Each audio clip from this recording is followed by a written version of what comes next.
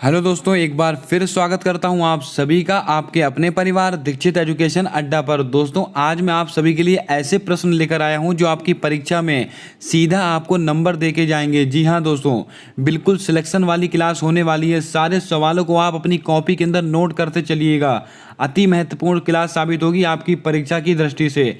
आइए दोस्तों, बिना देर किए हुए सबसे पहले सवाल की ओर हम बढ़ते हैं। हमारा आज का पहला सवाल है, हरियाणा की पहली महिला पुलिस आयुक्त कौन बनाई गई हैं? कला रामचंद्रन बनाई गई हैं, रितु खंडूड़ी भूषण बनाई गई हैं, अरुणिमा सिन्हा बनाई गई हैं, देविका रानी बनाई गई हैं। क्या होगा आपका सही जवाब? एक नंबर लल्लन टॉप प्रश्न है, जल्दी से बताइएगा आपका सही जवाब क्या होने वाला है। दोस्तों, आपको बता दें हरियाणा की पहली महिला पुलिस आयुक्त कौन बनाई गई हैं, तो आपको नोट करके रखना है, कला रामचंद्रन बनाई गई हैं। आपका ऑप्शन नंबर ए आपका सही जवाब होगा। दोस्तों, क्योंकि पहली महिला पुलिस आयुक्त बनी है इसीलिए आपकी परीक्षा में अति महत्वपूर्ण सवाल साबित होगा। आइए दोस्तों, ऑप्शन को लेकर हम बात करते हैं। रितु खंडूड़ी भूषण, ये दोस्तों उत्तराखंड की, कहाँ की दोस्तों? उत्तराखंड की पहली महिला स्पीकर बनाई गई हैं। क्या बनाई गई है? महिला स्पीकर। इसको भी आप ध्यान में रखिएगा। विधानसभा की पहली महिला स्पीकर कौन बनाई गई है? रितु खंडूड़ी भूषण। इसको भी आप नोट करके रखिएगा, आपसे यह भी सवाल पूछा जा सकता है। अरुणिमा सिन्हा, अति महत्वपूर्ण दोस्तों, दिव्यांग महिला। कौन? दिव्यांग महिला जिन्होंने माउंट एवरेस्ट को फतेह किया है। माउंट एवरेस्ट को फतेह किया है, यानी कि उसकी चढ़ाई की है। इसको भी आप नोट करके रखिएगा। दोस्तों, हरियाणा की पहली महिला पुलिस आयुक्त कौन बनी है? कला रामचंद्रन है। और दोस्तों, रितु खंडूड़ी भूषण कौन है? उत्तराखंड महिला स्पीकर है। उत्तराखंड की विधानसभा की पहली महिला स्पीकर बनी है रितु खंडूड़ी भूषण। अरुणिमा सिन्हा कौन है? पहली दिव्यांग महिला है जिन्होंने माउंट एवरेस्ट पर चढ़ाई की है। इसको आप नोट करके रखिएगा। आइए बढ़ते हैं आज के अगले और महत्वपूर्ण प्रश्न की ओर। दोस्तों, आज का हमारा अगला और महत्वपूर्ण सवाल है, कोवैक्सीन का निर्माण किस कंपनी के द्वारा हुआ है? दोस्तों, अति महत्वपूर्ण सवाल है क्योंकि दोस्तों ये कोरोना काल के बाद यूपी पैट की परीक्षा हो रही है। इसीलिए दोस्तों वैक्सीन को लेकर आपकी परीक्षा में सवाल बन सकता है। कोवैक्सीन का निर्माण किस कंपनी के द्वारा हुआ है? सीरम इंस्टीट्यूट के द्वारा हुआ है, भारत बायोटेक के द्वारा हुआ है, जायडस कैडिला के द्वारा हुआ है, या स्पुतनिक कंपनी के द्वारा हुआ है? क्या होगा आपका सही जवाब? चारों ऑप्शन आपकी परीक्षा के लिए अति महत्वपूर्ण है। मैं आपको चारों के बारे में बताने वाला हूं। आइए दोस्तों, इसके आंसर को लेकर बात करते हैं। दोस्तों, आपको बता दें कोवैक्सीन का निर्माण किसके द्वारा किया गया? ये भारत बायोटेक के द्वारा किया गया है। आपका ऑप्शन नंबर बी आपका सही जवाब होगा। और दोस्तों, कोवैक्सीन कैसी वैक्सीन है? इनएक्टिव वैक्सीन है। कैसी दोस्तों? इनएक्टिव। ये इनएक्टिव वैक्सीन है। दोस्तों, इनएक्टिव वैक्सीन का मतलब क्या होता है? दोस्तों, उसके अंदर जो कोरोना वायरस का जो दोस्तों थोड़ा सा अंश जो डाला जाता है वैक्सीन के अंदर, वो दोस्तों इसके अंदर इनएक्टिव है, यानी कि दोस्तों मृत है। और दोस्तों, सीरम इंस्टीट्यूट ऑफ इंडिया ये कहाँ पर स्थित है? ये दोस्तों पुणे में स्थित है, पुणे में। और दोस्तों, इसके अंदर किसका दोस्तों निर्माण किया गया? Covid shield. अति महत्वपूर्ण दोस्तों, कोविड शील्ड। कोविशील्ड का निर्माण दोस्तों किस कंपनी ने किया है? सीरम इंस्टीट्यूट ऑफ इंडिया ने किया है। और दोस्तों, ये कैसी वैक्सीन है? ये एक्टिव वैक्सीन है। ये एक्टिव वैक्सीन है, यानी कि दोस्तों इसके अंदर कोरोना वायरस का जो थोड़ा सा अंश डाला जाता है वो जीवित कोरोना वायरस है। जो दोस्तों कोविशील्ड है इसके अंदर जीवित कोरोना वायरस है। और दोस्तों जो कौन सी कोवैक्सीन है इसके अंदर दोस्तों मृत कोरोना वायरस डाला गया है। और ये इनएक्टिव वैक्सीन है। आपसे ये भी पूछा जा सकता है कि कौन सी वैक्सीन एक्टिव है और कौन सी वैक्सीन इनएक्टिव है। और दोस्तों, भारत बायोटेक दोस्तों ये कहाँ पर स्थित है? ये हैदराबाद में स्थित है।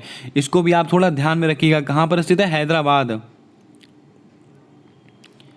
हैदराबाद में स्थित है। और दोस्तों, सीरम इंस्टीट्यूट ऑफ इंडिया कहाँ पर स्थित है? ये दोस्तों पुणे में स्थित है। और दोस्तों, इसके सीईओ कौन है? अदर पूनावाला। इसको भी आप ध्यान में रखिएगा। दोस्तों, जायडस कैडिला, अति महत्वपूर्ण दोस्तों, भारत की फर्स्ट कौन सी डीएनए वैक्सीन? डीएनए वैक्सीन कौन सी थी दोस्तों? जाइकोव डी। इसको आप ध्यान में रखिएगा। जाइकोव डी, मैं आपको बोल रहा हूँ, इसको नोट कीजिएगा आप।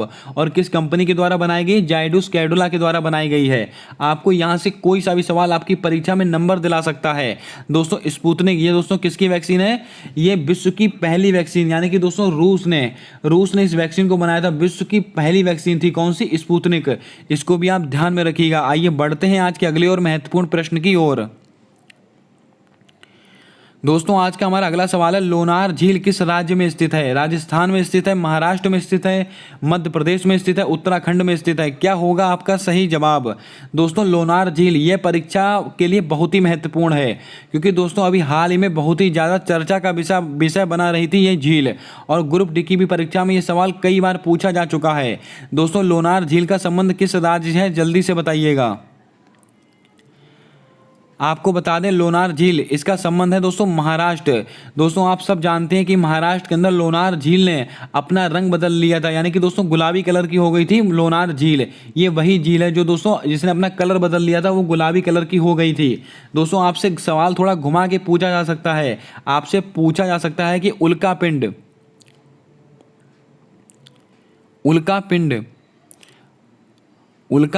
से बनी झील कौन सी है? दोस्तों उल्कापिंड से बनी झील, ये अगर आपसे ये सवाल पूछा जाता तो आपका उत्तर क्या होगा? लोनार झील। दोस्तों ग्रुप डी में यही सवाल पूछा गया था कि उल्कापिंड से निर्मित हुई झील कौन सी है? लोनार झील। और दोस्तों कहाँ पर स्थित है? महाराष्ट्र में स्थित है, इसको आप नोट करके रखिएगा। दोस्तों मध्य प्रदेश, यहाँ पर दोस्तों कूनो राष्ट्रीय उद्यान है। क्या है? कूनो राष्ट्रीय उद्यान। कूनो राष्ट्रीय उद्यान कहाँ पर स्थित है? मध्य प्रदेश में स्थित है। दोस्तों ये क्यों चर्चा में है? ये दोस्तों इसीलिए चर्चा में है क्योंकि अभी नामीबिया से दोस्तों चीते लाए गए हैं अपने भारत देश के अंदर, और किस राष्ट्रीय उद्यान में लाए गए? कूनो राष्ट्रीय उद्यान में लाए गए हैं, जिसके अंदर दोस्तों 5 मादा हैं और 3 नर हैं। ये रेशो भी आप याद रखिएगा, आपकी परीक्षा में ये तो नहीं पूछा जाएगा, लेकिन दोस्तों आपसे यह पूछा जा सकता है कि कूनो राष्ट्रीय उद्यान कहाँ स्थित है, तो यह मध्य प्रदेश में स्थित है, इसको आप नोट करके रखिएगा। दोस्तों आप लोगों के लिए एक सवाल, जो उत्तराखंड है उसका जो नया नाम हुआ है कॉर्बेट नेशनल पार्क का, उसका दोस्तों जो नया नाम क्या रखा गया है, जल्दी से बताइएगा कमेंट कर। आइए बढ़ते हैं आज के अगले और महत्वपूर्ण प्रश्न की ओर। दोस्तों आज का हमारा अगला सवाल है, विश्व धरोहर दिवस कब मनाया जाता है? यह परीक्षा में छपने वाले प्रश्न है दोस्तों, इनको सारे प्रश्नों को आप नोट करते चलिएगा। विश्व धरोहर दिवस कब मनाया जाता है? 18 अप्रैल को मनाया जाता है, 22 मार्च को मनाया जाता है, या 22 अप्रैल को मनाया जाता है, या 22 मई को मनाया जाता है? क्या होगा आपका सही जवाब, जल्दी से बताइएगा। दोस्तों आपको बता दें विश्व धरोहर दिवस कब मनाया जाता है, तो आपको नोट करके रखना है, ये 18 अप्रैल को मनाया जाता है। आपका ऑप्शन नंबर ए आपका सही जवाब होगा। दोस्तों आइए और ऑप्शन को लेकर बात करते हैं। 22 मार्च, इसको दोस्तों क्या मनाया जाता है? इसको जल दिवस मनाया जाता है, जल दिवस।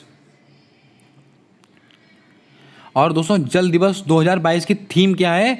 जल्दी से आप इसका कमेंट कर जवाब दीजिएगा, क्योंकि दोस्तों थीम भी आपके लिए अति महत्वपूर्ण है। 22 मार्च को क्या मनाया था? जल दिवस मनाया जाता है। 22 अप्रैल को दोस्तों पृथ्वी दिवस। और दोस्तों इस बार किसकी थीम क्या रखी गई थी? सभी के लिए एक अर्थ, ये दोस्तों इस बार की थीम रखी गई थी। 22 मई को दोस्तों क्या मनाया था? जैव विविधता दिवस। क्या? जैव विविधता दिवस मनाया जाता है। कब दोस्तों? 22 मई को मनाया जाता है। 22 का आंकड़ा आपके लिए अति महत्वपूर्ण है। विश्व धरोहर दिवस कब मनाया जाता है? 18 अप्रैल को मनाया जाता है। और दोस्तों 22 मार्च को क्या मनाया जाता है? जल दिवस। और इसकी थीम क्या है? जल्दी से बताइएगा कमेंट कर। 22 अप्रैल को क्या मनाया जाता है? पृथ्वी दिवस मनाया जाता है। और दोस्तों 22 मई को क्या मनाया जाता है? जैव विविधता दिवस मनाया जाता है। दोस्तों पृथ्वी सम्मेलन कब हुआ था? तो ये भी आपको थोड़ा नोट करके रखना है। 1992 में 1992 में पृथ्वी सम्मेलन हुआ था। या दोस्तों आपसे पूछा जा सकता है कि रियो सम्मेलन कब हुआ था, तो आपको नोट करके रखना है 1992 में हुआ था, इसको आप ध्यान में रखिएगा। और दोस्तों आइए बात करते हैं आज के अगले और महत्वपूर्ण प्रश्न की ओर। दोस्तों आज का हमारा अगला सवाल है, आईसीसी महिला विश्व कप का आयोजन कहाँ हुआ था? ऑस्ट्रेलिया में हुआ है, न्यूजीलैंड में हुआ है, अमेरिका में हुआ है, भारत में हुआ है? क्या होगा आपका सही जवाब? जल्दी से इसका जवाब बताइएगा। करंट अफेयर का एकदम लल्लन टॉप प्रश्न है। आईसीसी महिला विश्व कप का आयोजन कहाँ हुआ है? जल्दी से बताइएगा इसका सही जवाब। दोस्तों आपको बता दें आईसीसी महिला विश्व कप 2022 इसका आयोजन कहाँ पर हुआ था, तो आपको नोट करके रखना है, न्यूजीलैंड के अंदर हुआ था। कहाँ पर? न्यूजीलैंड में। और दोस्तों इसका विजेता कौन रहा था? इसका विजेता रहा था ऑस्ट्रेलिया। इसका विजेता कौन है? ऑस्ट्रेलिया इसका विजेता है। यह भी आप ध्यान में रखिएगा, आपसे यह भी सवाल पूछा जा सकता है, क्योंकि दोस्तों अति महत्वपूर्ण सवाल है। आइए बढ़ते हैं आज के अगले और महत्वपूर्ण प्रश्न की ओर। सारे सवालों को आप अपनी कॉपी के अंदर नोट करते चलिएगा, सारे सवाल आपको परीक्षा में नंबर दिलाने वाले हैं। दोस्तों आज का हमारा अगला सवाल है, IUCN का मुख्यालय कहाँ पर स्थित है? अति महत्वपूर्ण सवाल है ये दोस्तों। जर्मनी में स्थित है, स्विट्जरलैंड में स्थित है, जिनेवा में स्थित है, वाशिंगटन DC में स्थित है? क्या होगा आपका सही जवाब? जल्दी से बताइएगा। दोस्तों चारों देश अलग अलग संस्थाओं के दोस्तों मुख्यालय हैं, आपको चारों में बताने वाला हूँ। पहले दोस्तों आप इसका जवाब बताइएगा, IUCN का मुख्यालय कहाँ पर स्थित है? दोस्तों आपको बता दें IUCN का मुख्यालय कहाँ पर स्थित है? ये दोस्तों स्विट्जरलैंड में स्थित है। स्विट्जरलैंड में भी कहाँ पर? ग्लैंड में। ग्लैंड, स्विट्जरलैंड में कहाँ पर स्थित है? ग्लैंड में स्थित है। और इसके अलावा आपसे पूछा जाए कि UNFCCC इसका दोस्तों मुख्यालय कहाँ पर स्थित है? Bonn, Germany.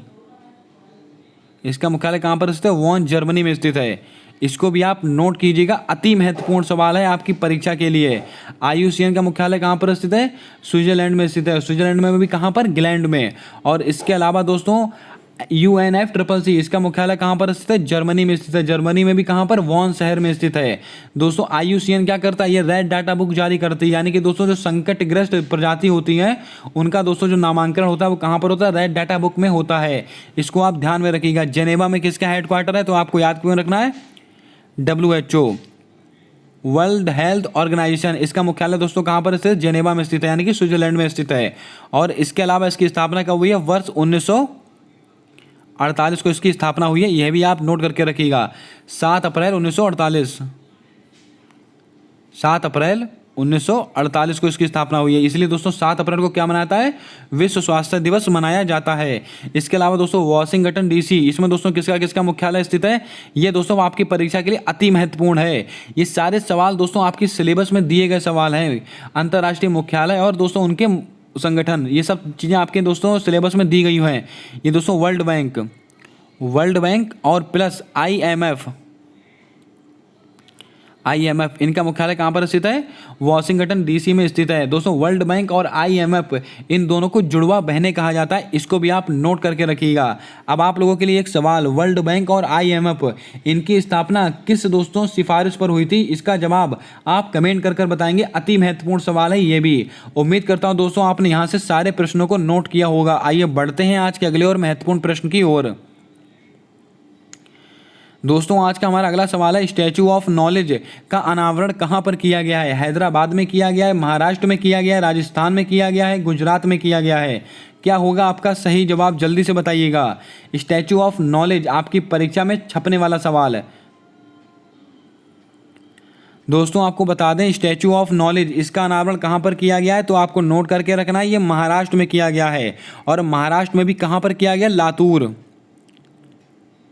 लातूर महाराष्ट्र में किया गया इसका अनावरण। और दोस्तों ये किसकी मूर्ति है? तो आपको नोट करके रखना है, डॉक्टर भीमराव अंबेडकर जी की मूर्ति है। भीमराव अंबेडकर, इसको आप थोड़ा ध्यान में रखिएगा। कहाँ पर स्थित है? लातूर महाराष्ट्र में स्थित है। और उसका नाम क्या रखा गया था? Statue of knowledge. दोस्तों हैदराबाद में दोस्तों एक मूर्ति स्थापित की गई थी, आपको मैंने बताया है पिछली वीडियो में। वहाँ पर क्या था? Statue of equality. Statue of equity ये कहाँ पर स्थित है दोस्तों? ये दोस्तों हैदराबाद में स्थित है। और इसकी ऊंचाई कितनी रखी गई थी? 216 फीट इसकी ऊंचाई थी स्टैचू ऑफ इक्विटी की। और दोस्तों किसकी मूर्ति है? संत रामानुजाचार्य जी की मूर्ति है। इसको आप वेरी इंपॉर्टेंट में नोट कीजिएगा, अति महत्वपूर्ण सवाल हो सकता है आपकी परीक्षा के लिए। दोस्तों गुजरात के मोरबी गुजरात है, इसके अंदर दोस्तों अभी हनुमान जी की सबसे ऊंची प्रतिमा का अनावरण किया गया था। यह भी आप नोट करके रखिएगा, आपसे यह भी सवाल पूछा जा सकता है। और दोस्तों स्टैचू ऑफ पीस यह कहाँ पर स्थित है? यह पाली राजस्थान में स्थित है, आपको यह पता है। तो आपका सही जवाब क्या हो जाएगा? स्टैचू ऑफ नॉलेज महाराष्ट्र के लातूर में की गई है, इसको आप ध्यान में रखिएगा। आइए बढ़ते हैं आज के अगले और महत्वपूर्ण सवाल की ओर। दोस्तों हमारा अगला सवाल है, निम्नलिखित में से पंजाब से संबंधित विद्रोह का नाम क्या है? अति महत्वपूर्ण सवाल है ये दोस्तों हिस्ट्री का। मोपला विद्रोह है, कूका विद्रोह है, पाइका विद्रोह है, या इनमें से कोई नहीं? तीनों विद्रोह आपकी परीक्षा के लिए अति महत्वपूर्ण है। मैं तीनों के बारे में आपको पूरी जानकारी दूंगा। निम्नलिखित में से पंजाब से संबंधित विद्रोह कौन सा है? जल्दी से बताइए, आपका सही जवाब क्या होगा? दोस्तों आपको बता दें इनमें से जो पंजाब से संबंधित विद्रोह है उसका नाम है कूका विद्रोह, इसको आप वेरी इंपॉर्टेंट पे नोट कीजिएगा। और मोपला विद्रोह किस राज्य से संबंधित है? या दोस्तों केरल से संबंधित है। कहाँ से दोस्तों? केरल से संबंधित है मोपला विद्रोह। पाइका विद्रोह दोस्तों कहाँ से संबंधित है? उड़ीसा से। उड़ीसा से संबंधित है पाइका विद्रोह। इसको भी आप ध्यान में रखिएगा, आपके लिए अति महत्वपूर्ण सवाल है। उम्मीद करता हूं दोस्तों यहाँ से आपने सारे सवालों को हूबहू नोट किया होगा।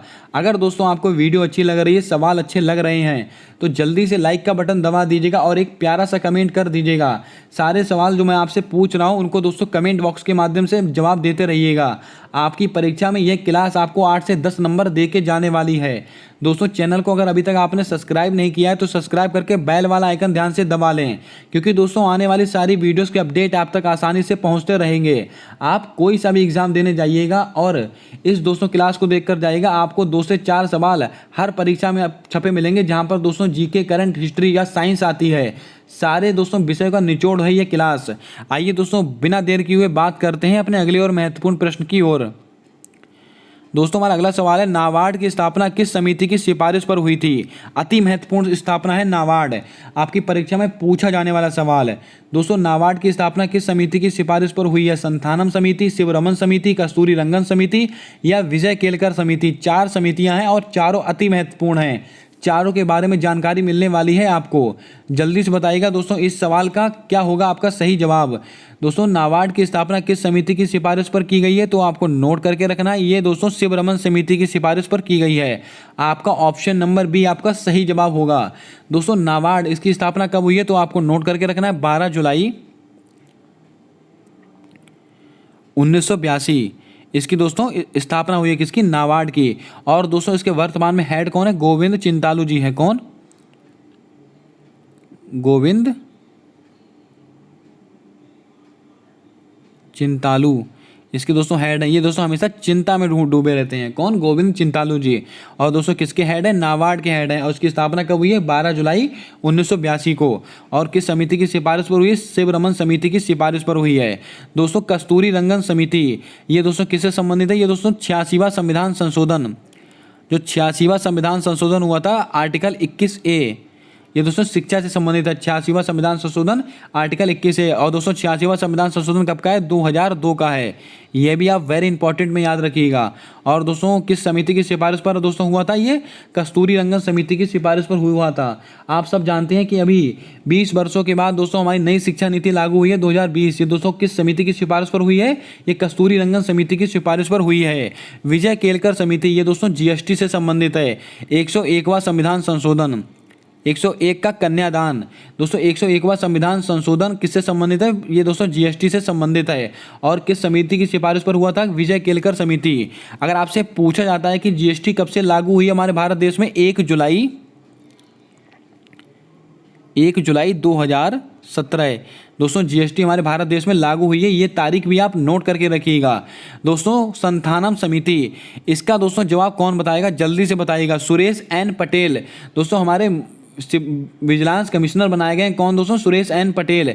ये दोस्तों संथानम समिति किससे संबंधित है? इसका जवाब आप कमेंट करके बताइएगा क्या होगा आपका सही जवाब। यह भी समिति बहुत ही महत्वपूर्ण है। आइए बढ़ते हैं आज के अगले और महत्वपूर्ण प्रश्न की ओर। दोस्तों आज का हमारा अगला सवाल है, राज्यपाल का उल्लेख किस अनुच्छेद में है? पॉलिटी का एकदम लल्लन टॉप सवाल है।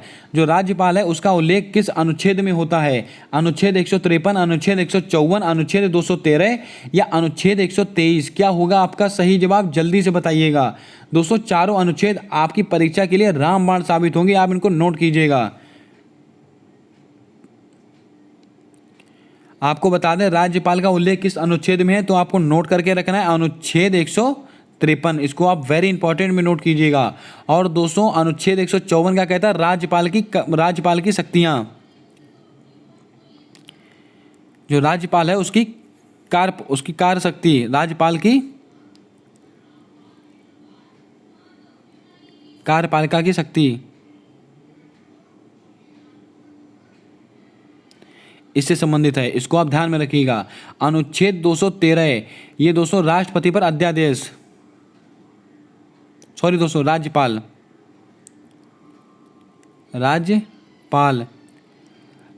की अध्यादेश शक्ति। दोस्तों राज्यपाल का अध्यादेश, राज्यपाल का अध्यादेश दोस्तों किसमें है? ये दोस्तों अनुच्छेद 213 में है। और अनुच्छेद 123 ये दोस्तों राष्ट्रपति का अध्यादेश। अध्यादेश, इसको भी आप नोट करके रखिएगा। उम्मीद करता हूं दोस्तों आपने यहाँ से सारे प्रश्नों को नोट किया होगा। राज्यपाल का उल्लेख किस राज्य में है? 153, यानी कि दोस्तों हर राज्य का एक राज्यपाल होगा। ये कौन सा अनुच्छेद कहता है? अनुच्छेद 153 कहता है। अनुच्छेद 154 राज्यपाल की कार्यपालिका की शक्ति से संबंधित है। और अनुच्छेद 213 ये दोस्तों राज्यपाल के अध्यादेश की शक्ति है इसके अंदर। और इसके अलावा अनुच्छेद 123 में क्या है? राष्ट्रपति का अध्यादेश। इसको आप वेरी इंपॉर्टेंट में नोट कीजिएगा।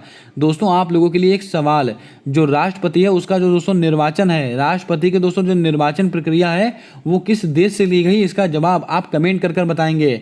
दोस्तों आपको बता दें, राष्ट्रपति पर जो महाभियोग लगाया जाता है वो कहां से लिया गया है, तो आपको नोट करके रखना है, वह अमेरिका से लिया गया है। और राष्ट्रपति का महाभियोग कौन से अनुच्छेद में है, इसका भी जवाब आप कमेंट बॉक्स के माध्यम से देने वाले हैं। आइए बढ़ते हैं आज के अगले और महत्वपूर्ण प्रश्न की ओर। दोस्तों हमारा अगला सवाल है, नवरोज उत्सव किस धर्म से संबंधित है? दोस्तों जो उत्सव हैं आपकी परीक्षा के लिए अति महत्वपूर्ण हैं। यहूदी धर्म से हैं, पारसी धर्म से हैं, हिंदू धर्म से हैं, इस्लामिक धर्म से हैं। क्या होगा आपका सही जवाब? जल्दी से बताइएगा। यहाँ पर दोस्तों मैं आपको 2 उत्सव बताऊंगा मिलते जुलते, जो दोस्तों आपकी परीक्षा में आपको कंफ्यूज करते हैं, लेकिन आज के बाद आप कभी कंफ्यूज नहीं होंगे। नवरोज उत्सव किस धर्म से संबंधित है? जल्दी से बताइएगा इसका सही जवाब क्या होगा। ग्रुप डी की परीक्षा में यह प्रश्न 2 बार पूछा गया है। आपको बता दें नवरोज उत्सव ये किस धर्म से संबंधित है, तो आपको नोट करके रखना है, ये दोस्तों पारसी धर्म से संबंधित है। आपका ऑप्शन नंबर बी आपका सही जवाब होगा। और दोस्तों एक होता है नवरोज, एक होता है नवरेह। नवरेह ये दोस्तों किससे संबंधित है? ये दोस्तों जम्मू कश्मीर से संबंधित है। इसको भी आप वेरी इंपॉर्टेंट में नोट कीजिएगा। और दोस्तों इसके अलावा एक होता है खारची उत्सव। खारची उत्सव ये दोस्तों त्रिपुरा से संबंधित, त्रिपुरा। और एक बहुत पूछा जाता है सरहुल। सरहुल ये कहाँ से स्थित है? झारखंड से स्थित है। झारखंड, इसको भी आप नोट करके रखिएगा। आई होप दोस्तों आपने सारे प्रश्नों को नोट कर लिया होगा। दोस्तों उत्सव बहुत हैं, लेकिन दोस्तों ऐसे सवाल आपको बता रहा हूं जो दोस्तों चर्चा का विषय बहुत कम बने रहते हैं और वही दोस्तों आपसे पूछे जाते हैं। नवरोज उत्सव किस धर्म का दोस्तों त्यौहार है? ये पारसी धर्म का है। और दोस्तों सरहुल फेस्टिवल झारखंड का है। और इसके अलावा आपसे पूछा जाए खारची उत्सव कहाँ मनाया जाता है? त्रिपुरा में मनाया जाता है। उम्मीद करता हूँ आपने सारे प्रश्नों को नोट किया होगा। आइए बढ़ते हैं आज के अगले और महत्वपूर्ण प्रश्न की ओर। दोस्तों आज का हमारा अगला सवाल है, भारत की पहली पेपरलेस विधानसभा कहाँ शुरू हुई है? ये लीजिए दोस्तों आपकी परीक्षा में छपने वाला सवाल आ गया। भारत की पहली पेपरलेस विधानसभा कहाँ शुरू हुई है? नागालैंड में हुई है, संयुक्त अरब अमीरात में हुई है, केरल में हुई है, हिमाचल प्रदेश में हुई है। क्या होगा आपका सही जवाब? जल्दी से बताइएगा। आपको बता दें भारत की पहली पेपरलेस विधानसभा कहां पर शुरू हुई? ये दोस्तों नागालैंड में हुई है। इसको आप वेरी इंपॉर्टेंट में लगाइएगा दोस्तों। आप इसका उत्तर संयुक्त अरब अमीरात मत दे के आइएगा। इसका सही उत्तर क्या है? नागालैंड। भारत की पहली पेपरलेस विधानसभा कहां पर है? नागालैंड में हुई है। लेकिन दोस्तों अगर आपसे पूछा जाता कि विश्व की पहली पेपरलेस सरकार, विश्व की पहली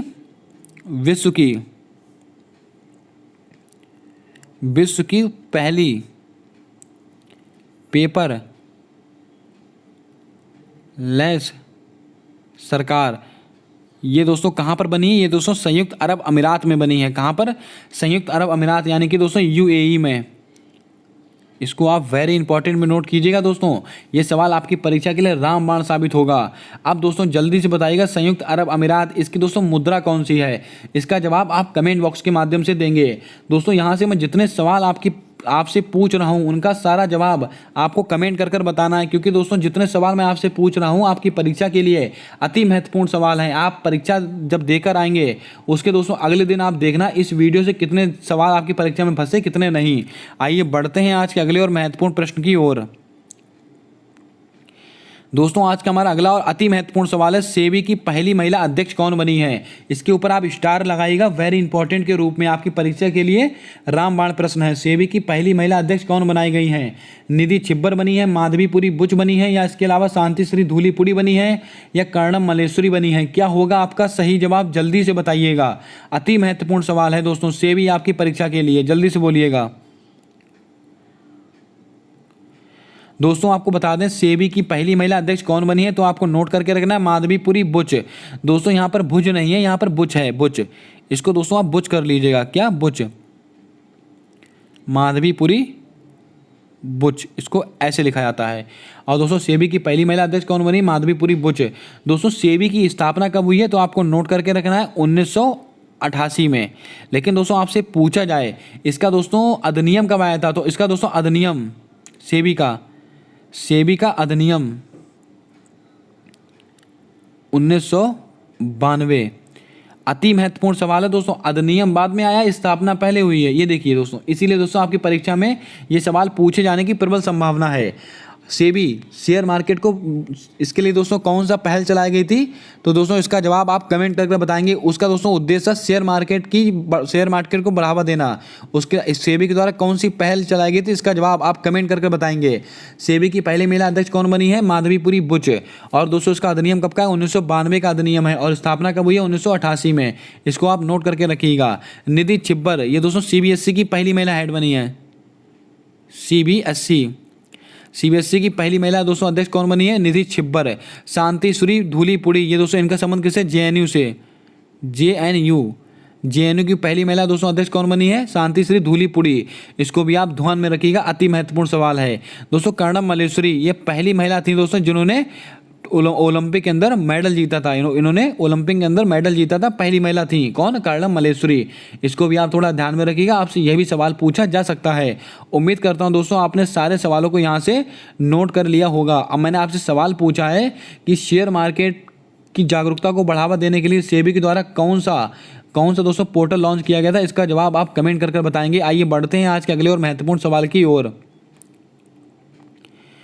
दोस्तों टोक्यो पैरा ओलंपिक 2020 का विजेता कौन सा देश रहा है। मैंने दोस्तों एक टोक्यो ओलंपिक पिछले खेल में लिया था, मतलब पिछली वीडियो में लिया था। इस बार मैंने टोक्यो पैरा ओलंपिक लिया है। सारी जानकारी दूंगा टोक्यो पैरा ओलंपिक से संबंधित आपको यहाँ पर। बस आप बने रहिएगा और सारे सवालों को नोट करते रहिएगा। आपसे सवाल पूछा गया है कि टोक्यो पैरा ओलंपिक 2020 में कौन सा देश विजेता रहा था। अमेरिका था, जापान था, चीन था, भारत था। क्या होगा आपका सही जवाब, जल्दी से बताइएगा। दोस्तों जैसा कि मैंने आपको बताया था टोक्यो ओलंपिक ये कहाँ पर हुए थे, टोक्यो जापान के अंदर हुए थे। कौन से क्रम के थे, 32वें क्रम के थे। और 33वें क्रम के दोस्तों कहाँ पर होंगे, पेरिस में होंगे। और दोस्तों मैंने आपको बताया था कि टोक्यो ओलंपिक के अंदर अमेरिका पहले स्थान पर रहा था, लेकिन टोक्यो पैरा ओलंपिक के अंदर कौन सा देश दोस्तों पहले स्थान पर रहा था, ये चीन रहा था। कौन सा, चीन। आइए दोस्तों टोक्यो पैरा ओलंपिक के बारे में कुछ जानकारी मैं आपको देता हूँ। इसका दोस्तों शुभंकर क्या था, शुभंकर। इसका दोस्तों शुभंकर था सोमेटी। इसका शुभंकर क्या था दोस्तों, सोमेटी था इसका शुभंकर। और इसमें दोस्तों भारत का स्थान कौन सा था, भारत का दोस्तों इसके अंदर स्थान था कौन सा, 24वां स्थान था भारत का। कौन सा, 24वां। भारत ने कुल कितने पदक जीते थे, पदक। भारत ने दोस्तों इसके अंदर कुल पदक जीते थे कितने, 19 पदक जीते थे भारत देश ने। इसके अलावा दोस्तों इसके अंदर क्या क्या था, 5 तो गोल्ड थे, 5 गोल्ड। और दोस्तों ये 5 गोल्ड आपकी परीक्षा के लिए रामबाण है, ये दोस्तों आपको याद होने चाहिए। दोस्तों पहले कौन कौन से गोल्ड जीते थे मैं आपको बताता हूँ। अवनी लेखरा, इन्होंने दोस्तों किसके अंदर जीता था, इन्होंने शूटिंग के अंदर जीता था। और किस राज्य से संबंधित है, ये राजस्थान से संबंधित है दोस्तों। इसके अलावा सुमित अंतल, इन्होंने दोस्तों भाला फेंक में जीता था। प्रमोद भगत और कृष्णा नागर, ये दोस्तों बैडमिंटन से संबंधित हैं। और दोस्तों इसके अलावा एक नाम और है, उसका जवाब आप कमेंट करके बताएंगे। वो मुझको भी ध्यान नहीं आ रहा है, लेकिन आप उसका जवाब कमेंट करके बताएंगे। वो 5वां नाम कौन सा था जिन्होंने दोस्तों गोल्ड मेडल जीता था। एक तो हो गई दोस्तों अवनी लेखरा, इन्होंने शूटिंग के अंदर जीता था। और दोस्तों सुमित अंतल, इन्होंने दोस्तों भाला फेंक के अंदर जीता था। और प्रमोद भगत और कृष्णा नागर, इन्होंने बैडमिंटन के अंदर जीता था। एक का नाम क्या है, उसका जवाब आप कमेंट कर बताएंगे कि वो खिलाड़ी कौन से थे और किस खेल से संबंधित थे। उम्मीद करता हूं दोस्तों आपने यहां से सारे प्रश्नों को नोट कर लिया होगा। टोक्यो पैरा ओलंपिक 2020 का आयोजन कहां हुआ था, टोक्यो जापान में हुआ था, आप सब जानते हैं। और दोस्तों इसके अलावा इसका शुभंकर क्या था, सोमेटी। और भारत का कौन सा स्थान था, 24वां स्थान था। भारत ने कुल कितने पदक जीते थे, भारत ने कुल 19 पदक जीते थे। इसके अलावा दोस्तों आपको बता दें कितने गोल्ड लाए थे, 5 गोल्ड लाए थे। 4 का नाम मैंने आपको बता दिया है, 5वें का नाम आपको खुद बताना है कमेंट कर। आइए बढ़ते हैं आज के अगले और महत्वपूर्ण प्रश्न की ओर। दोस्तों हमारा अगला सवाल है, सलाल परियोजना किस नदी पर स्थित है। अति महत्वपूर्ण परियोजना है आपकी परीक्षा के लिए। चारों नदियां आपकी परीक्षा के लिए रामबाण साबित होंगी। दोस्तों लिख के रखिएगा, आपकी परीक्षा में यहाँ से 100% सवाल छपेगा। झेलम नदी, चेनाब नदी, नर्मदा नदी, कावेरी नदी, क्या होगा आपका सही जवाब? सलाल परियोजना किस नदी पर स्थित है? जल्दी से इसका जवाब बताइएगा। आपको बता दें सलाल परियोजना ये किस नदी पर स्थित है? ये दोस्तों चेनाब नदी पर स्थित है। किस पर? चेनाब नदी पर। चेनाब नदी पर दोस्तों कुछ महत्वपूर्ण परियोजनाएं हैं, वो आप नोट कर लीजिएगा। एक तो दोस्तों सलाल, बगलीहाल, दुलहस्ती,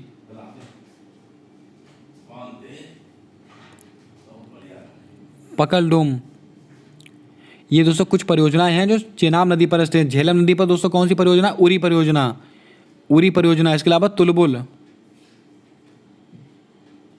तुलबुल परियोजना, ये दोस्तों किस नदी पर स्थित है? झेलम नदी पर स्थित हैं। और दोस्तों सलाल परियोजना आपकी परीक्षा के लिए अति महत्वपूर्ण है, कई बार यह परीक्षा में पूछा गया प्रश्न है। नर्मदा नदी पर दोस्तों, ये नर्मदा नदी कहाँ से निकलती है? तो दोस्तों अमरकंटक की पहाड़ी से निकलती है, आपको पता है। और दोस्तों इसके ऊपर क्या क्या स्थित है? ओंकारेश्वर बांध, ओंकारेश्वर बांध स्थित है। और दोस्तों धुआंधार जलप्रपात, धुआंधार जलप्रपात, और सरदार सरोवर बांध, सरदार सरोवर, सरदार सरोवर बांध किस नदी पर स्थित है? ये दोस्तों नर्मदा नदी पर स्थित है, इसको भी आप नोट करके रखिएगा। इसके अलावा दोस्तों बात करते हैं कावेरी नदी। दोस्तों कामिनी और हेमवती दोस्तों इसकी सहायक नदियां, और कहाँ से निकलती? कोडागू जिले से निकलती है, इसको भी आप ध्यान में रखिएगा। आइए बढ़ते हैं आज के अगले और महत्वपूर्ण प्रश्न की ओर।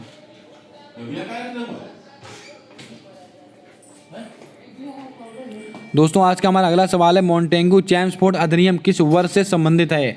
वर्ष 1919 से संबंधित है, वर्ष 1920 से संबंधित है, वर्ष 1923 से संबंधित है, या वर्ष 1924 से संबंधित है? क्या होगा आपका सही जवाब? जल्दी से बताइएगा।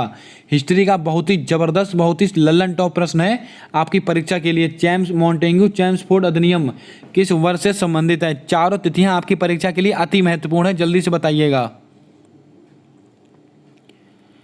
दोस्तों आपको बता दें मॉन्टेगू चैम्सफोर्ड अधिनियम ये किस वर्ष से संबंधित है, तो आपको नोट करके रखना है। ये वर्ष 1919 से संबंधित है। दोस्तों इसी के अंदर दोस्तों क्या क्या आया था मैं आपको बताता हूँ। रोलैक्ट एक्ट, रोलैक्ट एक्ट ये दोस्तों किसके अंदर आया था? 1919 में आया था। ना अपील ना दलील का कानून। और दोस्तों 13 अप्रैल 1919 जलियांवाला बाग हत्याकांड, जलियांवाला हत्याकांड आप सभी को पता है 13 अप्रैल 1919 को वैसाखी का दिन था, और जनरल डायर ने दोस्तों भीड़ पर गोलियां चलवा दी थी। आप सब अच्छी तरह से इस घटना से परिचित हैं। बोला जाता है कि विश्व का मतलब पूरे विश्व का सबसे बड़ा नरसंहार था वो। मॉन्टेगू चैम्सफोर्ड अधिनियम कब का है? वर्ष 1919 का है। और इसी में दोस्तों रोलैक्ट एक्ट आया था, और इसी सन 1919 में जलियांवाला बाग हत्याकांड आया था। कब से है? 13 अप्रैल 1919 से। आइए दोस्तों और ऑप्शन के लेकर बात करते हैं। 1920 इसमें क्या होता? असहयोग आंदोलन,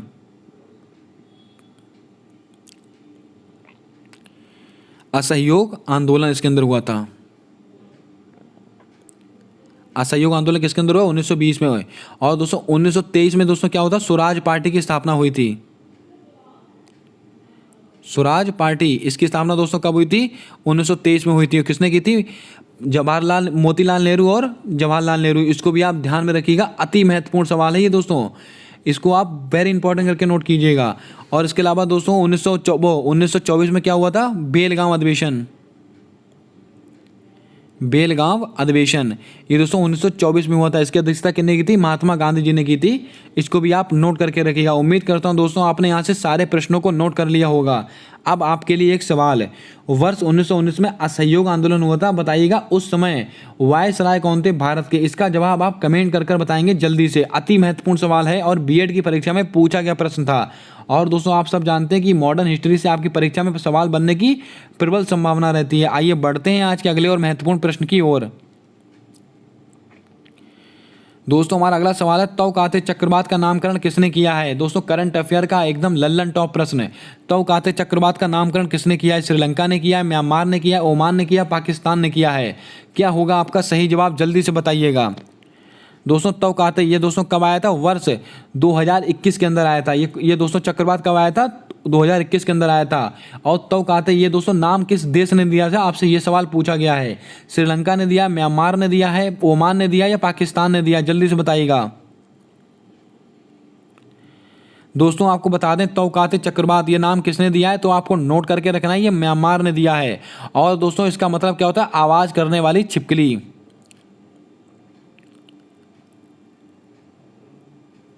आवाज करने वाली छिपकली, ये दोस्तों तौकाते का मतलब होता है छिपकली। और ये नाम दोस्तों किसने दिया, ये दोस्तों म्यांमार ने दिया। और कब आया था, वर्ष 2021 के अंदर आया था। और दोस्तों श्रीलंका, इसने दोस्तों कौन सा, असनी नाम किसने दिया, श्रीलंका ने दिया है। असनी का अर्थ होता है क्रोध, यानी कि गुस्सा। इसको भी आप वेरी इंपॉर्टेंट में रखिएगा। दोस्तों यहाँ से जितने सवाल आपको बता रहा हूँ, कृपया करके सारे सवालों को आप अपनी कॉपी के अंदर वन लाइनर नोट्स के रूप में नोट कीजिएगा। और आप किसी भी परीक्षा में बैठ जाइएगा, अगर आपको वहाँ पर जीके करंट आती है और दोस्तों साइंस आती है, तो आपकी परीक्षा में सीधा सवाल छपेगा इस क्लास के अंदर से। तौकाते चक्रवात नाम किसने दिया है, तो आपको नोट करके रखना, म्यांमार ने दिया है। और दोस्तों म्यांमार आपका सही जवाब होगा। इसके अलावा इसका मतलब क्या होता है, आवाज़ करने वाली छिपकली। और दोस्तों 2021 में आया था। और असनी चक्रवात दोस्तों नाम किसने दिया, श्रीलंका ने दिया। असनी कब आया था, ये 2022 में आया है। इसको भी आप वेरी इंपॉर्टेंट में नोट कीजिएगा। पाकिस्तान ने दोस्तों क्या नाम दिया, गुलाब। नल्ला पाकिस्तान ने क्या नाम दिया था दोस्तों, गुलाब नाम दिया था। इसको भी आप दोस्तों नोट करके रखिएगा, आपसे ये भी सवाल पूछा जा सकता है। आइए दोस्तों बढ़ते हैं आज के अगले और अति महत्वपूर्ण सवाल की ओर। दोस्तों आज का हमारा अगला सवाल है, बोकारो स्टील प्लांट कहाँ पर स्थित है। अति महत्वपूर्ण सवाल है आपकी परीक्षा के लिए। पश्चिम बंगाल में स्थित है, छत्तीसगढ़ में स्थित है, झारखंड में स्थित है, उत्तर प्रदेश में स्थित है। चारों राज्यों में दोस्तों कोई ना कोई स्टील प्लांट स्थित है, कोई ना कोई दोस्तों परमाणु संयंत्र स्थित है। मैं चारों बताने वाला हूँ इस वीडियो के माध्यम से। आपको बता दें बोकारो स्टील प्लांट ये कहाँ पर स्थित है, तो आपको नोट करके रखना है, ये झारखंड में स्थित है। आपका ऑप्शन नंबर सी आपका सही जवाब होगा। दोस्तों अब आप बताएंगे बोकारो किसकी सहायता से बना है। दोस्तों ये रूस की सहायता से बना है। किसका, ये रूस की सहायता से बना है, इसको आप ध्यान में रखिएगा। पश्चिम बंगाल में दोस्तों क्या है, दुर्गापुरा ये दोस्तों कहाँ पर स्थित है, पश्चिम बंगाल में स्थित है। और दोस्तों किसकी सहायता से बना है, ये दोस्तों यूके, यूनाइटेड किंगडम। दोस्तों इसको उत्तराखंड मत समझिएगा, यूनाइटेड किंगडम की सहायता से बना है। दोस्तों किसके, इंग्लैंड की सहायता से बनाया गया है। क्या, दुर्गापुरा स्टील प्लांट। छत्तीसगढ़ में दोस्तों क्या है, भिलाई दोस्तों किसकी सहायता से बना, जर्मनी की सहायता से बना है। किसकी, जर्मनी की सहायता से बना है। इसको भी आप नोट करके रखिएगा, अति महत्वपूर्ण सवाल है। दोस्तों आपको बता दें बोकारो स्टील प्लांट कहाँ पर है, झारखंड में स्थित है। और दोस्तों ये किस राज्य से संबंधित है, दोस्तों वो किसने बनवाया था, ये रूस की सहायता से बना हुआ है। और पश्चिम बंगाल में दुर्गापुरा दोस्तों स्थित है, और किसकी सहायता से, यूनाइटेड किंगडम यानी कि इंग्लैंड की सहायता से बना है। छत्तीसगढ़ में क्या स्थित है, भिलाई स्थित है और जर्मनी की सहायता से बना है। उत्तर प्रदेश में दोस्तों क्या स्थित है, नरौरा।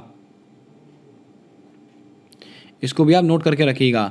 अब दोस्तों आपको एक सवाल देता हूँ, ये बताइएगा तो चेरनोबिल जो परमाणु संयंत्र है वो किस देश में स्थित है। इसका जवाब आप कमेंट कर बताएंगे, क्योंकि दोस्तों अभी बहुत ही ज़्यादा चर्चा में रहा था चेरनोबिल प्लांट। और दोस्तों इसका जवाब आप कमेंट कर बताएंगे जल्दी से। आइए बढ़ते हैं आज के अगले और महत्वपूर्ण प्रश्न की ओर। हमारा अगला सवाल है, पंडित दीनदयाल उपाध्याय बंदरगाह किस राज्य में स्थित है। अति महत्वपूर्ण सवाल है। गुजरात में स्थित है, अंडमान निकोबार में स्थित है, मध्य प्रदेश में स्थित है, महाराष्ट्र में स्थित है। क्या होगा आपका सही जवाब, जल्दी से बताइएगा, जल्दी से। आपको बता दें दोस्तों पंडित दीनदयाल उपाध्याय बंदरगाह कहाँ पर स्थित है, तो आपको नोट करके रखना है, गुजरात में स्थित है। दोस्तों इसका पहले क्या नाम था, कांडला बंदरगाह। अब आप समझ गए होंगे, कांडला बंदरगाह। अगर दोस्तों मैं आपको कांडला देता तो आप तुरंत गुजरात बता देते, लेकिन दोस्तों उसका नाम बदलकर क्या कर दिया गया, पंडित दीनदयाल उपाध्याय बंदरगाह। इसको आप नोट करके रखिएगा, आपसे यह भी सवाल पूछा जा सकता है। आपसे दोस्तों कांडला बंदरगाह पूछा जा सकता है, लेकिन दोस्तों आपसे यह भी पूछा जा सकता है ये कहाँ पर स्थित है। आपसे यह भी पूछा जा सकता है कि दोस्तों कांडला बंदरगाह का नया नाम क्या रखा गया है, तो आपको यह भी याद में रखना है। आइए बढ़ते हैं आज के अगले और महत्वपूर्ण सवाल की ओर।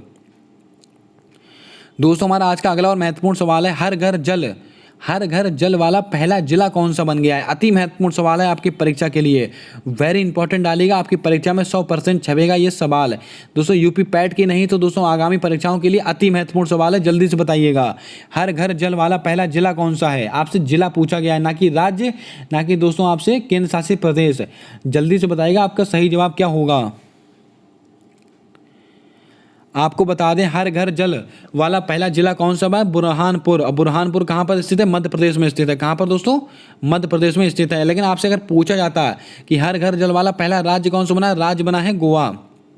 आपसे पूछा क्या गया है? जिला। जिला कौन सा? बुरहानपुर, मध्य प्रदेश। अगर आपसे पूछा जाता कि पहला हर घर जल वाला यूटी कौन सा बना? यूटी दोस्तों बनी दादरा नागर हवेली दमन दीप। यूटी दोस्तों ये बन चुकी है। इसको भी आप नोट करके रखिएगा, आपकी परीक्षा के लिए अति महत्वपूर्ण सवाल है। उम्मीद करता हूँ दोस्तों आपको सारे सवाल पसंद आए होंगे और सारे सवाल को आपने एंजॉय किया होगा। आइए दोस्तों यहाँ से शुरू करते हैं अपना साइंस का तांडव। साइंस के ऐसे सवाल जो आपकी परीक्षा में सीधा छपेंगे और आपको नंबर दिलाएंगे।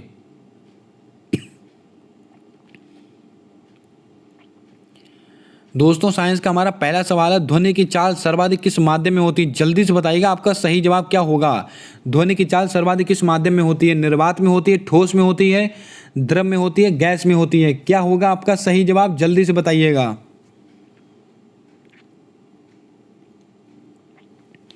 दोस्तों आपको बता दें ध्वनि की चाल सर्वाधिक किस माध्यम में होती है, तो आपको नोट करके रखना है, सर्वाधिक होती ठोस में। उसके बाद दोस्तों कहाँ पर होगी? द्रव में। उसके बाद कहाँ पर होगी? गैस में। यानी कि दोस्तों अगर आपके ऑप्शन में अगर आपके ऑप्शन में दोस्तों ठोस ना देके रखा होता तो आपका सही जवाब क्या हो जाता? द्रव। लेकिन दोस्तों आपके ऑप्शन में ठोस देके रखा हुआ है तो आपका सही जवाब क्या होगा? ठोस। आपको मैं एक बार फिर से बता देता हूँ, जो ध्वनि की चाल होती है सर्वाधिक कहाँ पर होती है? ठोस में होती है, सर्वाधिक ठोस में। और उसके बाद दोस्तों कहाँ पर होगी? द्रव में। उसके बाद दोस्तों कहाँ पर होगी? गैस में। यानी कि गैस में सबसे कम होगी किसकी? ध्वनि की चाल। अगर आपको ऑप्शन में ठोस नहीं देकर रखा है तो आपका जवाब क्या हो जाएगा? द्रव। इसको आप नोट करके रखिएगा। द्रव मतलब अगर आपको जल दे देता है या कुछ भी देता है, लिक्विड कोई भी फॉर्म दे देता है, तो आपका वही सही जवाब हो जाएगा। अब दोस्तों प्रकाश, प्रकाश की चाल सर्वाधिक कहाँ पर होती है? निर्वात में। कितनी होती है? 3 × 10⁸ मीटर प्रति सेकेंड। इसको भी आप नोट कीजिएगा, अति महत्वपूर्ण सवाल है, कई बार परीक्षा में पूछा गया प्रश्न है। आइए बढ़ते हैं आज के अगले और महत्वपूर्ण प्रश्न की ओर। दोस्तों हमारा अगला सवाल है, ओजोन परत की मोटाई को मापने के लिए। दोस्तों यहाँ पर ओजोन परत की जो मोटाई होती है उसको मापने के लिए किस इकाई का प्रयोग किया जाता है? दोस्तों यहाँ पर टाइपिंग एरर हो चुका है। ओजोन परत को मापने के लिए नहीं, ओजोन परत की मोटाई को मापने के लिए किस दोस्तों इकाई का प्रयोग करते हैं? Pyrometer, hygrometer, barometer, Dobson. क्या होगा आपका सही जवाब? जल्दी से बताइएगा। बिल्कुल बच्चों वाला सवाल है, सबको पता है इसका जवाब। बस आप कमेंट में दोस्तों छाप दीजिएगा आपका सही जवाब। दोस्तों आपको बता दें ओजोन परत की मापने की इकाई कौन सी है, तो आपको नोट करके रखना है डॉप्सन। डॉप्सन इसकी इकाई है। और ओजोन परत कहाँ पाई जाती है? समताप मंडल में पाई जाती है। कहाँ पर? समताप मंडल में पाई जाती है। वायुमंडल की दो समताप मंडल में, और इसी मंडल में दोस्तों वायुयान का संचालन होता है। वायुयान का संचालन दोस्तों कहाँ पर होता है? समताप मंडल में ही होता है। इसको भी आप नोट करके रखिएगा। और दोस्तों ओजोन, आइए दोस्तों और ऑप्शन के बारे में बात करते हैं। पायरोमीटर, इसके दोस्तों उच्च ताप, उच्च ताप का मापन दोस्तों किससे? पायरोमीटर से होता है। हाइग्रोमीटर, दोस्तों यहाँ पर हाइड्रो नहीं है, हाइग्रो है, हाइग्रो, हाइग्रोमीटर है ये दोस्तों गहराई मापन के काम आता है। गहराई, गहराई मापने क्या है? हाइग्रोमीटर। बैरोमीटर दोस्तों वायुमंडलीय दाब,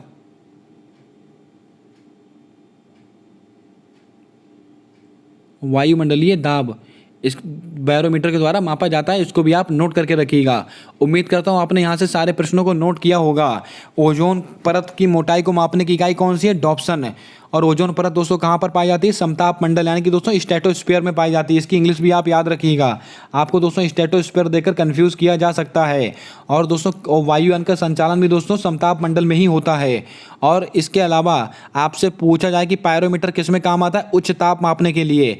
और आपसे पूछा जाए कि हाइग्रोमीटर दोस्तों गहराई मापन के लिए, बैरोमीटर दोस्तों वायुमंडलीय दाब मापने के लिए, और इसके अलावा डॉप्सन तो आपको मैंने बता ही दिया है। आइए बढ़ते हैं आज के अगले और महत्वपूर्ण प्रश्न की ओर। दोस्तों हमारा अगला सवाल है, ऑक्जेलिक अम्ल किस में पाया जाता है? सिरका में पाया जाता है, इमली में पाया जाता है, टमाटर में पाया जाता है, सेब में पाया जाता है। चारों ऑप्शन आपकी परीक्षा के लिए रामबाण साबित होंगे। दोस्तों घूम घाम के यही सवाल आपकी परीक्षा में पूछे जाते हैं और दोस्तों काफ़ी कन्फ्यूजन हो जाता है इन सवालों के अंदर जब दोस्तों ऑप्शन बहुत ही निकट रख दिए जाते हैं। लेकिन दोस्तों आपको आज के बाद कभी कन्फ्यूज़न नहीं होगा, सारे सवालों के जवाब आपको दोस्तों विद कॉन्सेप्ट समझाए जा रहे हैं। एक सवाल से दोस्तों आपको 5 से 6 सवाल दिए जा रहे हैं, तो जल्दी से वीडियो को लाइक कर दें और दोस्तों अपना सपोर्ट, अपना प्रेम हमारे यूट्यूब चैनल के साथ बनाकर रखें।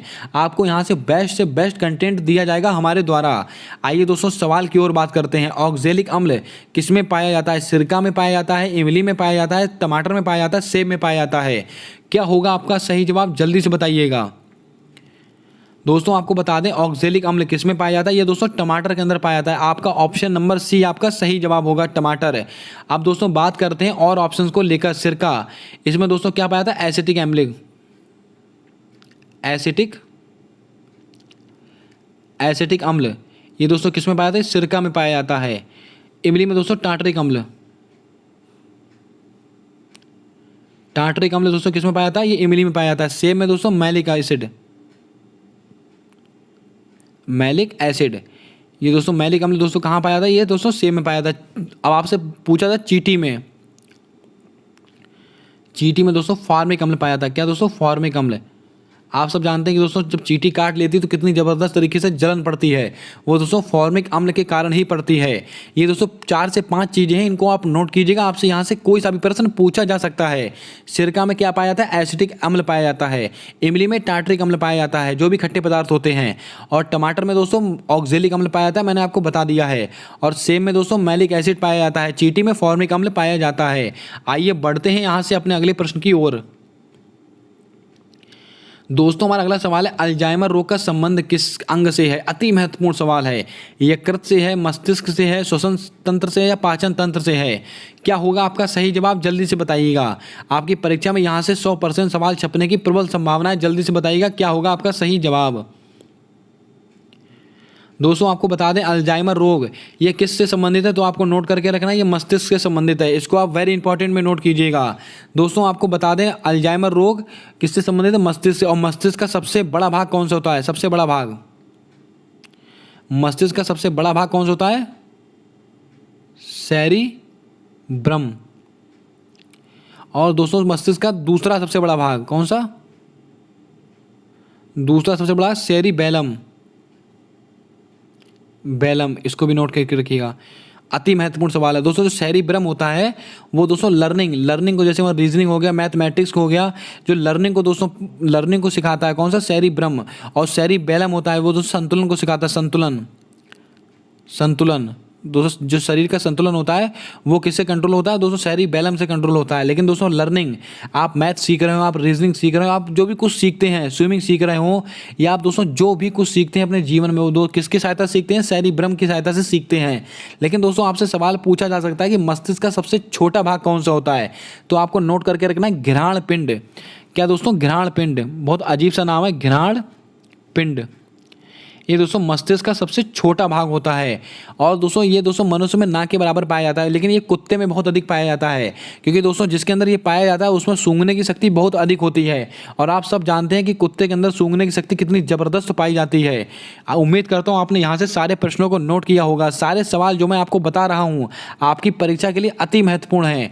दोस्तों आपके लिए एक सवाल, जल्दी से बताइएगा, मास्टर ऑफ मास्टर ग्लैंड किसे कहा जाता है? इसका जवाब आप कमेंट कर कर बताएंगे। आइए बढ़ते हैं आज के अगले और महत्वपूर्ण प्रश्न की ओर।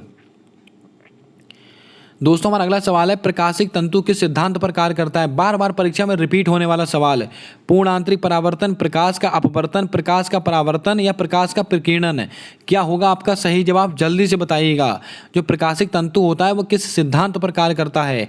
आपका सही जवाब क्या होगा? इसका जवाब जल्दी से बताइएगा।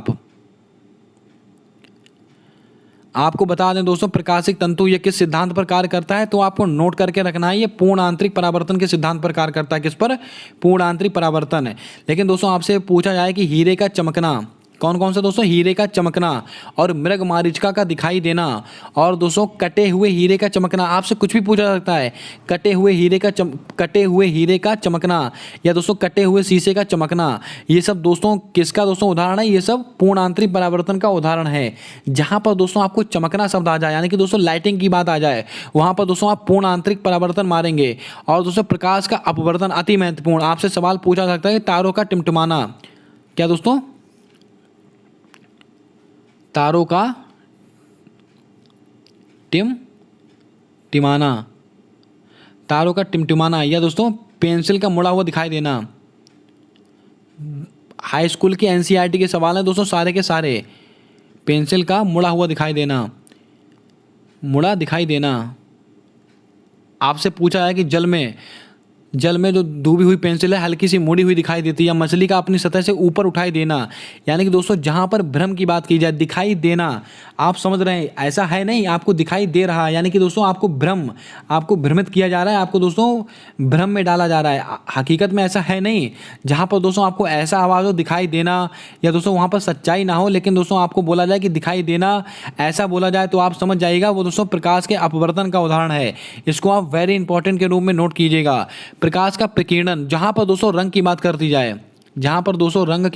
जाए, प्रकाश का प्रकीर्णन होगा। जैसे कि दोस्तों अंतरिक्ष से देखने पर आसमान कैसा दिखाई देता है? काला दिखाई देता है। किसके कारण? प्रकाश के प्रकीर्णन के कारण। दोस्तों आसमान नीला दिखाई देता है, किसके कारण? प्रकाश के प्रकीर्णन के कारण। दोस्तों जहां पर आपको रंग की बात की जाए वहां पर प्रकीर्णन लगाएंगे।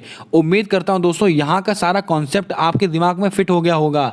आज के बाद दोस्तों आप कभी सवाल गलत नहीं करेंगे। इसके 3 से 4 उदाहरण हैं पूर्ण आंतरिक परावर्तन के, वो सारे मैंने आपको बता दिए हैं। आइए बढ़ते हैं आज के अगले और महत्वपूर्ण प्रश्न की ओर।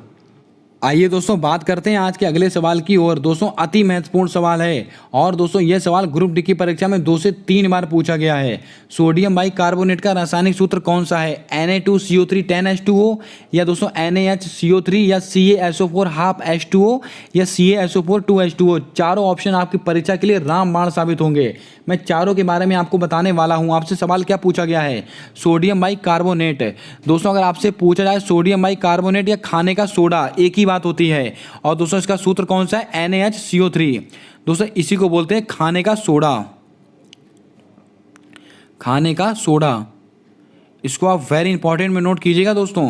अब दोस्तों Na2CO3 10H2O, ये दोस्तों किसका है? ये धावन सोडा, धोने का सोडा, धावन सोडा। इसका दोस्तों आप स्क्रीनशॉट जरूर लीजिएगा। मैं जब पूरा लिख दूं इसका स्क्रीनशॉट ले लीजिएगा और उसको 3 से 4 बार पढ़िएगा। आपकी परीक्षा में सीधा छपेगा, यहाँ से सवाल है। सोडियम बाइकार्बोनेट दोस्तों क्या होता है? खाने का सोडा। और क्या सूत्र है इसका? NaHCO3। इसके अलावा दोस्तों धावन सोडा, यानी कि दोस्तों Na2CO3 10H2O, ये धावन सोडे का रासायनिक सूत्र है। दोस्तों देखो इसमें फर्क क्या होता है? सोडियम कार्बोनेट, ये दोस्तों खाली किसका है? दोस्तों धोने का सोडा है। लेकिन आपसे कह दिया जाए सोडियम बाइकार्बोनेट, अगर आपको बाई लग गया तो दोस्तों कैसा हो जाएगा? ये दोस्तों खाने का सोडा हो जाएगा।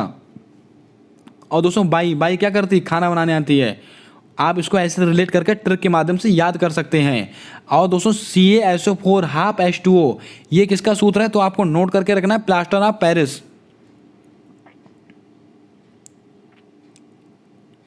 किसका सूत्र? तो प्लास्टर ऑफ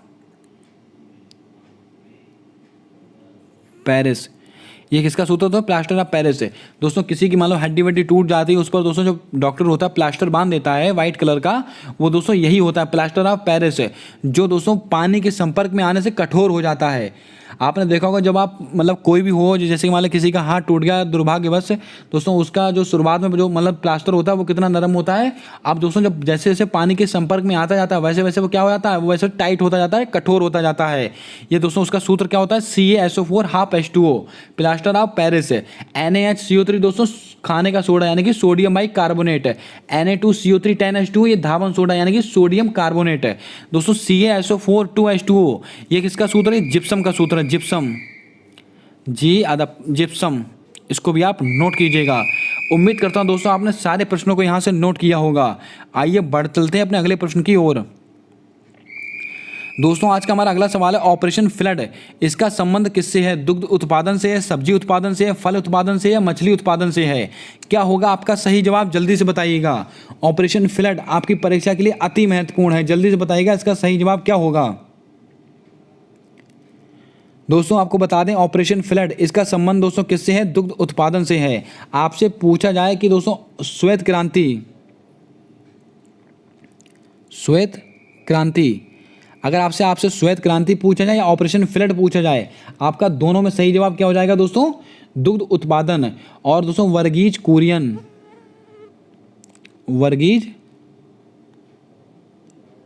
कुरियन, इसके दोस्तों फादर ऑफ श्वेत क्रांति कौन है? वर्गीज कुरियन है।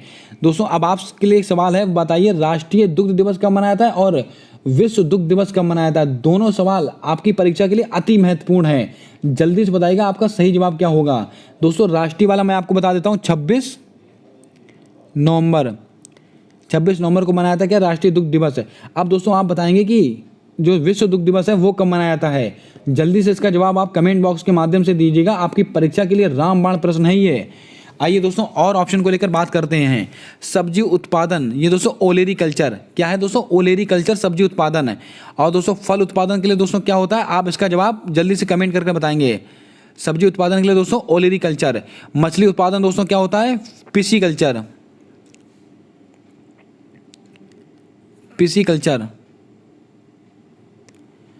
पिसीकल्चर दोस्तों मछली उत्पादन से संबंधित है। और दोस्तों आपका सही जवाब क्या हो जाएगा? दुग्ध उत्पादन, वेरी इंपॉर्टेंट है। ऑपरेशन फ्लड का संबंध किससे? दुग्ध उत्पादन से। इसको आप नोट करके रखिएगा, आपकी परीक्षा में छप सकता है ये सवाल। आइए बढ़ते हैं आज के अगले और महत्वपूर्ण प्रश्न की ओर। दोस्तों हमारा अगला सवाल है, मंगोली जड़ता किस सिंड्रोम के कारण होता है? दोस्तों यहाँ पर के नहीं है, यहाँ पर किस सिंड्रोम के कारण होता है? Down syndrome, Turner syndrome, Patau syndrome, Edward syndrome. क्या होगा आपका सही जवाब? एकदम लल्लन टॉप प्रश्न लेकर आया हूं दोस्तों साइंस के आपके लिए, जो आपकी परीक्षा में सीधा छपेंगे। मंगोली जड़ता किस सिंड्रोम के कारण होता है? जल्दी से बताइएगा आपका सही जवाब क्या होगा। दोस्तों आपको बता दें मंगोली जड़ता ये किस सिंड्रोम के कारण होता है? ये दोस्तों डाउन सिंड्रोम के कारण होता है। इसको आप वेरी इंपॉर्टेंट करके नोट कीजिएगा, अति महत्वपूर्ण सवाल है। और दोस्तों ये कैसा होता है? 21वें गुणसूत्र की ट्रायोसोमी से, 21वें गुणसूत्र की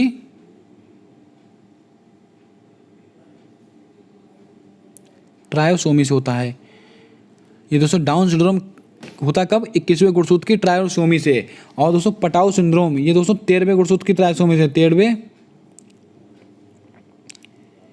13वें गुणसूत्र की दोस्तों ट्रायोसोमी से होता है। इसको भी आप नोट करके रखिएगा। एडवर्ड सिंड्रोम ये दोस्तों 18वें गुणसूत्र की ट्रायोसोमी से होता है, 18वें गुणसूत्र की ट्रायोसोमी से होता है। टर्नर सिंड्रोम दोस्तों आप बताइएगा ये टर्नर सिंड्रोम से दोस्तों पुरुष ग्रसित होते हैं महिला? इसका जवाब आप कमेंट बॉक्स के माध्यम से देंगे। ये जो टर्नर सिंड्रोम होता है इसके माध्यम से पुरुष ग्रसित होते हैं महिला? जल्दी से बताइएगा। दोस्तों आपको बता दें इसके माध्यम से, टर्नर सिंड्रोम के माध्यम से महिलाएं ग्रसित होती हैं। ये आप नोट करके रखिएगा, क्योंकि दोस्तों आपकी परीक्षा के लिए अति महत्वपूर्ण सवाल है ये। टर्नर सिंड्रोम इसमें दोस्तों क्या होता है? जो महिला के अंदर एक एक्स गुणसूत्र अधिक हो जाता है। तो क्या होता है दोस्तों? एक एक्स गुणसूत्र अधिक हो जाता है, जिस कारण दोस्तों उनके अंदर दोस्तों क्या होता है? उनके अंदर बांझपन हो जाता है। वो दोस्तों एक बच्चे को जन्म नहीं दे पाती हैं, इसके कारण दोस्तों उनको टर्नर सिंड्रोम हो जाता है। ये भी आप नोट करके रखिएगा, अति महत्वपूर्ण जानकारी है। ये भी आपसे पूछा जा सकता है कि टर्नर सिंड्रोम महिलाओं में होता है पुरुष में? तो आपका सही जवाब क्या हो जाएगा? महिलाओं में। इसको आप नोट करके रखिएगा, अति महत्वपूर्ण सवाल है ये भी आपकी परीक्षा के लिए। डाउन सिंड्रोम ये दोस्तों 21वें गुणसूत्र की ट्रायोसोमी से होता है। पटाउ सिंड्रोम 13वें गुणसूत्र की ट्रायोसोमी से होता है। एडवर्ड सिंड्रोम ये दोस्तों 18वें गुणसूत्र की ट्रायोसोमी से होता है। दोस्तों आपको बता दें मनुष्य में कितने गुणसूत्र पाए जाते हैं? मनुष्य के अंदर दोस्तों कुल 46 गुणसूत्र पाए जाते हैं, यानी कि दोस्तों 23 जोड़ी। और इसमें से दोस्तों क्या होता है? जो 44 ऑटोसोम होते हैं, 2 सेक्स गुणसूत्र होते हैं, एक्स और वाई। एक्स किस में पाया जाता है? महिला में। वाई किस में पाया जाता है? पुरुष में। अब दोस्तों आप लोगों के लिए एक सवाल, ये बताइएगा कि किसी भी महिला के लड़का होगा या लड़की, ये दोस्तों कौन डिसाइड करता है? माता डिसाइड करती है, पिता डिसाइड करते हैं? यानी दोस्तों माता का गुणसूत्र डिसाइड करता है, पिता का गुणसूत्र डिसाइड करता है? जल्दी से बताइएगा इसका सही जवाब क्या होगा। अति महत्वपूर्ण सवाल है आपकी परीक्षा के लिए। आइए बढ़ चलते हैं आज के अगले और महत्वपूर्ण प्रश्न की ओर। मैंने आपसे सवाल क्या पूछा है दोस्तों, उसका भी जवाब आप कमेंट बॉक्स के माध्यम से देंगे। आइए बढ़ते हैं आज के अगले प्रश्न की ओर। दोस्तों आज का हमारा अगला सवाल है, हाइड्रोजन का कौन सा समस्थानिक रेडियो एक्टिव होता है? अति महत्वपूर्ण सवाल है आपकी परीक्षा के लिए। प्रोटियम होता है, ड्यूटेरियम होता है, ट्राइटियम होता है, इनमें से कोई नहीं। हाइड्रोजन के दोस्तों कितने समस्थानिक होते हैं? 3 समस्थानिक होते हैं। कौन कौन से? तो आपको नोट करके रखना है, 1H1, 1H2, 1 H3। ये दोस्तों हाइड्रोजन के 3 समस्थानिक होते हैं। इसको दोस्तों प्रोटियम कहते हैं, इसको ड्यूटेरियम कहते हैं, इसको ट्राइटियम कहते हैं। आपसे सवाल क्या पूछा गया है कि हाइड्रोजन का कौन सा ऐसा समस्थानिक है जो रेडियो एक्टिव होता है? Very important, tritium. ट्राइटियम दोस्तों होता है हाइड्रोजन का ऐसा समस्थानिक है जो रेडियो एक्टिव होता है। इसको आप वेरी इंपॉर्टेंट में नोट कीजिएगा, अति महत्वपूर्ण सवाल है। दोस्तों पढ़ा तो सब रहे हैं, लेकिन दोस्तों ऐसे सवाल पढ़िएगा जो आपकी परीक्षा में सीधा छपे और आपको नंबर दिलाएं। दोस्तों ट्राइटियम हाइड्रोजन का दोस्तों ऐसा समस्थानिक है जो रेडियो एक्टिव होता है। और इसके अलावा दोस्तों ये परमाणु भार, ये क्या होता है? ये परमाणु भार यानी कि परमाणु क्रमांक होता है। नीचे वाला क्या होता है? परमाणु क्रमांक। ये दोस्तों क्या होता है? परमाणु क्रमांक होता है ये। और ये ऊपर वाला क्या होता है? परमाणु भार। परमाणु भार या द्रव्यमान संख्या, इसको आप बोल सकते हैं। दोस्तों आप दोनों बोल सकते हैं, परमाणु भार भी बोल सकते हैं और द्रव्यमान संख्या भी बोल सकते हैं। अति महत्वपूर्ण सवाल है ये दोस्तों। अगर आपसे पूछा जाए कि इसके अंदर कितने न्यूट्रॉन पाए जाएंगे तो आप क्या करेंगे दोस्तों? ये द्रव्यमान संख्या में से आप परमाणु क्रमांक को घटा देंगे। किसमें से? द्रव्यमान संख्या में से आप परमाणु क्रमांक को घटा देंगे तो दोस्तों क्या आ जाएगा? कुल न्यूट्रॉनों की संख्या आ जाएगी। तो दोस्तों आपसे पूछा जा सकता है कि समस्थानिक क्या होते हैं दोस्तों? जिनका दोस्तों परमाणु क्रमांक समान होता है और द्रव्यमान संख्या भिन्न भिन्न होती है, क्या कहलाते हैं? समस्थानिक कहलाते हैं। और दोस्तों संभारिक क्या कहलाते हैं? जिनका दोस्तों परमाणु भार समान होता है वे संभारिक कहलाते हैं। और सम न्यूट्रॉनिक क्या कहते हैं? जिनका दोस्तों जो परमाणु भार और परमाणु क्रमांक इनका दोस्तों अंतर समान होता है वो दोस्तों सम न्यूट्रॉनिक कहलाते हैं। इसको आप वेरी इंपॉर्टेंट में नोट कीजिएगा, बहुत बड़ी जानकारी है दोस्तों ये। हाइड्रोजन का दोस्तों कौन सा समस्थानिक रेडियो एक्टिव है तो आपको नोट करके रखना है, ट्राइटियम। अब दोस्तों आपके लिए एक सवाल, रेडियो एक्टिविटी की खोज किसने की थी? इसका जवाब आप कमेंट के बॉक्स के माध्यम से देने वाले हैं। दोस्तों अब तक मैंने आपसे 10 से 15 सवाल कमेंट के माध्यम से पूछ लिए हैं। आपको सारे जवाब कमेंट बॉक्स के माध्यम से बताने हैं, क्योंकि दोस्तों आप जब जवाब देते हैं तो उसका जवाब आपके दिमाग में फीड हो जाता है और वो कभी गलत नहीं होगा आपसे। आइए दोस्तों बढ़ते हैं आज के अगले और अंतिम प्रश्न की ओर। दोस्तों आज का हमारा अंतिम और अति महत्वपूर्ण सवाल है, कैंसर के अध्ययन को क्या कहा जाता है? ऑन्कोलॉजी कहते हैं, हिपैटोलॉजी कहते हैं, एंटीमोलॉजी कहते हैं, ऑर्निथोलॉजी कहते हैं। चारों अध्ययन आपकी परीक्षा के लिए अति महत्वपूर्ण है, इसीलिए ये दोस्तों इसको लिया गया है।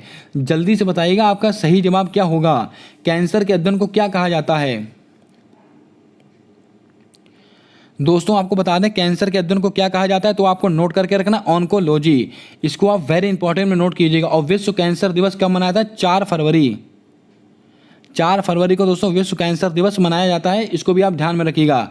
हिपैटोलॉजी ये दोस्तों किससे संबंधित है? ये दोस्तों यकृत से संबंधित है। हाँ ये हार्ट से संबंधित है, हार्ट से, हृदय से संबंधित है, हृदय से। हिपैटोलॉजी, हिपैट माने हृदय, ये दोस्तों हृदय से संबंधित है, इसको आप वेरी इंपॉर्टेंट में नोट कीजिएगा। हृदय का अध्ययन क्या कहलाता है? हिपैटोलॉजी। एंटीमोलॉजी ये दोस्तों कीटों का अध्ययन, जो कीटों का अध्ययन होता है दोस्तों, कीटों की स्टडी होती है उसको कहते हैं एंटीमोलॉजी। दोस्तों एंटीमो क्या? एंट माने चींटी, चींटी छोटी होती है ना, तो एंटीमोलॉजी। एंट माने कीट, कीटों का अध्ययन क्या कहलाता है? एंटीमोलॉजी। हिपैटो दोस्तों हृदय का अध्ययन, दोस्तों हिपैट यानी कि हृदय। ऑन्कोलॉजी कैंसर, कैंसर से संबंधित है, कैंसर के अध्ययन को हिपैटोलॉजी कहते हैं। और 4 फरवरी को कैंसर दिवस मनाया जाता है। ऑर्निथोलॉजी पक्षियों का अध्ययन, पक्षियों का अध्ययन क्या कहते हैं? ऑर्निथोलॉजी। दोस्तों ऑर्निथो आप इसको याद करके रखिए, ऑर्निथो को आप उड़निथो बोल सकते हैं, उड़निथो। पक्षी क्या करते हैं? पक्षी उड़ने का काम करते हैं ना, तो आपको उड़निथो बोल सकते हैं। तो पक्षियों का अध्ययन क्या कहलाता है? ऑर्निथोलॉजी कहलाता है। उम्मीद करता हूं दोस्तों आपने यहाँ से आज सारे प्रश्नों को एंजॉय किया होगा और सारे प्रश्नों को समझा होगा। अगर दोस्तों आज के सारे प्रश्न आपको अच्छे लगे हैं और दोस्तों आपको ऐसा लगा है कि आपने इस वीडियो से कुछ सीखा है, तो दोस्तों वीडियो को लाइक मत करना भूलिएगा और चैनल को सब्सक्राइब करना बिल्कुल मत भूलिएगा, क्योंकि दोस्तों सारी मेहनत आप लोगों के लिए की जाती है। और दोस्तों अपना सपोर्ट, अपना प्यार हमारे यूट्यूब चैनल के साथ बनाकर रखिएगा। आप लोगों के लिए होमवर्क का एक सवाल जल्दी से बताइएगा आप कमेंट कर कि सिक्कों के अध्ययन को क्या कहा जाता है। इसका जवाब आप कमेंट कर बताएंगे, आपकी परीक्षा के लिए अति महत्वपूर्ण है। आइए मिलते हैं दोस्तों आने वाली अगली वीडियो में, तब तक के लिए जय हिंद जय भारत। दोस्तों अगर आपने चैनल सब्सक्राइब नहीं किया तो चैनल सब्सक्राइब कर लें और बेल वाला आइकन ध्यान से दबा दें। मिलते हैं आने वाली अगली वीडियो में, तब तक के लिए जय हिंद जय भारत दोस्तों।